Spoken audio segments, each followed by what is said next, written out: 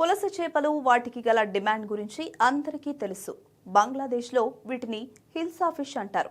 వీటి రక్షణ కోసం ఆ దేశం భారీ ఆపరేషన్ చేపట్టింది.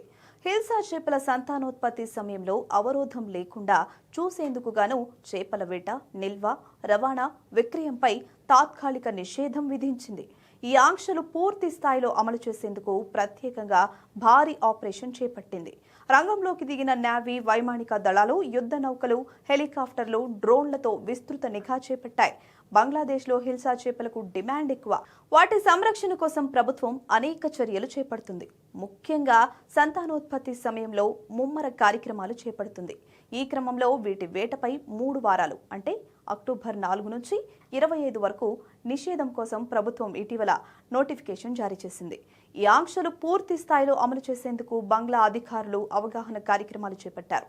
పోస్టర్లు, కరపత్రాలు, మార్కెట్లలో లౌడ్ స్పీకర్లతో ప్రచారం చేశారు. స్థానిక పోలీసులు సహా నేవీ, కోస్ట్ గార్డ్, వైమానిక దళాలు భారీ ఆపరేషన్ ప్రారంభించాయి. తీర ప్రాంతాల్లో 17 యుద్ధ నౌకలు, పెట్రోలింగ్ హెలికాప్టర్లను మోహరించాయి. నదులు, ప్రాదేశిక సముద్ర జలాల్లో డ్రోన్లతో పర్యవేక్షణ చేపట్టాయి. సముద్రంలోకి స్థానిక, విదేశీ మత్స్యకారులు చొరబడకుండా నిరోధించేందుకే ఈ చర్యలు చేపట్టామని అధికారులు వెల్లడించారు.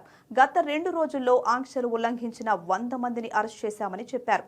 పటువాఖాలీలో దాదాపు 80,000 మత్స్యకారులు ఉండగా నిషేధిత కాలంలో వారికి 25 కిలోల చొప్పున బియ్యం పంపిణీ చేసినట్లు సమాచారం. హిల్సా చేపకు బంగ్లాదేశ్తో పాటు భారత్లోనూ భారీ డిమాండ్ ఉంటుంది. కోల్కతా మార్కెట్లో కిలో హిల్సా ధర దాదాపు 1000 నుంచి 2000 రూపాయలు పలుకుతుంది. బంగ్లాదేశ్లోని పద్మా నదిలో ఈ చేపలు పుడతాయి. అందుకే వీటికి పద్మా పులస అని పిలుస్తూ ఉంటారు.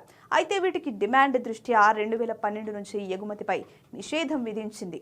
అయినప్పటికీ దేవీ నవరాత్రుల సమయంలో కొన్ని రోజులు మాత్రం ఈ ఆంక్షలు సడలిస్తూ భారత్కు పరిమితంగా ఎగుమతి చేస్తుంది. ఈ ఏడాది దసరా సమయంలో 1200 టన్నుల హిల్సా చేపలను భారత్కి ఎగుమతి చేసింది.